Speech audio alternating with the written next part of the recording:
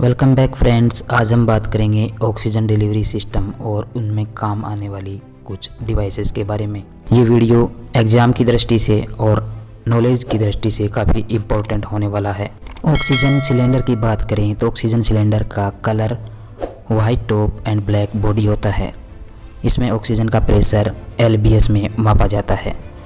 इसका pressure 2200 LBS पर inch square या 1000 kg पर इंच स्क्वायर होता है। ऑक्सीजन फ्लोमीटर यह ऑक्सीजन सिलेंडर या आपकी ऑक्सीजन लाइन से अटैच होता है। यह रेगुलेटर के साथ अटैच होता है। ऑक्सीजन फ्लोमीटर में 0 से लेकर 15 अंक तक रीडिंग बोतल लगी होती है, जिसमें जैसे जैसे आप जिस फ्लो पे ऑक्सीजन दे रहे हैं वो आपको इंडिकेट करती है कि ऑक्सीजन कितनी मात्रा में किस प्रेशर से आप पेशेंट को दे रहे हैं। इसके कुछ पार्ट्स होते हैं।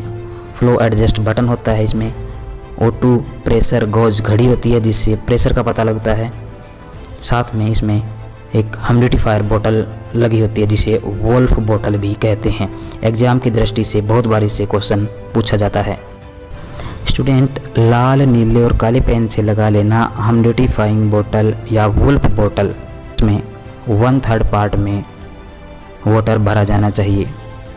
अगर वाटर चेंज करने की बात आती है तो 24 आवर्स में इसको एक बार चेंज करना चाहिए। लंबे समय तक वाटर को चेंज न करना फंगल इन्फेक्शन को बढ़ावा देता है। नंबर फर्स्ट, नेजल कैनुला या नेजल प्रोंग्स। फ्लो रेट 1 से 5 लीटर पर मिनट, कंसंट्रेशन 24 से 44%। यानी 1 लीटर की फ्लो से अगर ऑक्सीजन देंगे तो उस पेशेंट को 24% ऑक्सीजन मिलेगी, और अगर मैक्सिमम 5 लीटर की फ्लो रेट से ऑक्सीजन देंगे तो पेशेंट को 44% ऑक्सीजन मिलेगी। Mostly nasal cannula COPD patient में यूज किया जाता है। Number second, nasal catheter. इसकी फ्लो रेट 1 से 5 लीटर पर मिनट होती है। कंसंट्रेशन जो पेशेंट को ऑक्सीजन की मिलती है वो मिलती है 24 से 44%। मोस्ट कॉमन यूज आने वाला डिवाइसेस आपसे पूछा जाए और ऑप्शन में नेजल कैनुला और नेजल कैथेटर दोनों हो तो आप नेजल कैथेटर को टिक करेंगे, और अगर नेजल कैथेटर ऑप्शन में नहीं हो तो आप नेजल कैनुला को टिक कर सकते हैं, क्योंकि ये मोस्ट कॉमन यूज लिया जाता है। नेजल कैथेटर की बात करें तो 8 घंटे में इसको चेंज करना होता है। लाल नीले काले पेन से लगा लेना स्टूडेंट। हर 8 घंटे में नेजल कैथेटर को चेंज किया जाता है और दूसरी नोस्ट्रिल है उसमें इसको इंसर्ट करवाया जाता है। नंबर थर्ड पे आता है सिंपल फेस मास्क। इसकी फ्लो रेट 5 से 10 लीटर पर मिनट होती है। ऑक्सीजन कंसंट्रेशन जो पेशेंट को मिलती है वो 40% से 60% होती है। यानी 5 लीटर मिनिमम फ्लो रेट से अगर दी जाए तो पेशेंट को 40% ऑक्सीजन कंसंट्रेशन के साथ ऑक्सीजन मिलती है। अगर हाईएस्ट 10 लीटर पर मिनट दी जाए तो 60% पेशेंट को ऑक्सीजन कंसंट्रेशन के साथ ऑक्सीजन मिलती है। नंबर 4, नॉन रीब्रीथर मास्क या हाई फ्लो मास्क। इसकी फ्लो रेट 10 से 15 लीटर पर मिनट होती है।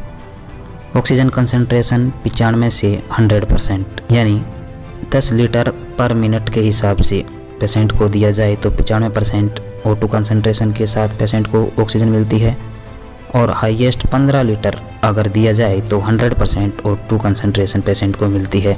यानी मास्क के अकॉर्डिंग देखा जाए तो ये पेशेंट को हाईएस्ट O2 कंसंट्रेशन के साथ ऑक्सीजन डिलीवर करता है, क्योंकि इसमें 1 वे वाल्व लगा होता है जो रूम एयर को ऑक्सीजन के साथ मिक्स नहीं होने देता, और इसीलिए जो ऑक्सीजन कंसंट्रेशन है वो हाई लेवल पे पेशेंट को मिलती है। नंबर 5, एयर एंट्रेनमेंट मास्क या वेंचुरी मास्क। फ्लो रेट 2 से 15 लीटर पर मिनट। कंसंट्रेशन की बात करें तो 24 से 60% ऑक्सीजन कंसंट्रेशन के साथ पेशेंट को ये डिलीवर करता है। वेंचुरी मास्क में अलग अलग कलर कोड के जेट अडेप्टर लगे होते हैं जो अलग अलग कलर कोड के अकॉर्डिंग अलग अलग O2 कंसंट्रेशन के साथ ऑक्सीजन प्रोवाइड करते हैं। इसीलिए इसे most accurate O2 concentration delivery system कहा जाता है। इसे एक्यूट रेस्पिरेटरी प्रॉब्लम वाले जो पेशेंट हैं उनमें यूज लिया जाता है। वेंचुरी मास्क में अगर ब्लू कलर कोड का जेट अडेप्टर लगा हो तो 2 लीटर पर मिनट के हिसाब से ऑक्सीजन दी जाती है और पेशेंट को 24% कंसंट्रेशन के साथ ऑक्सीजन मिलती है। वहीं अगर वाइट जेट अडेप्टर लगा हो तो 4 लीटर पर मिनट के हिसाब से ऑक्सीजन दी जाती है और पेशेंट को 28% O2 कंसंट्रेशन के साथ ऑक्सीजन मिलती है।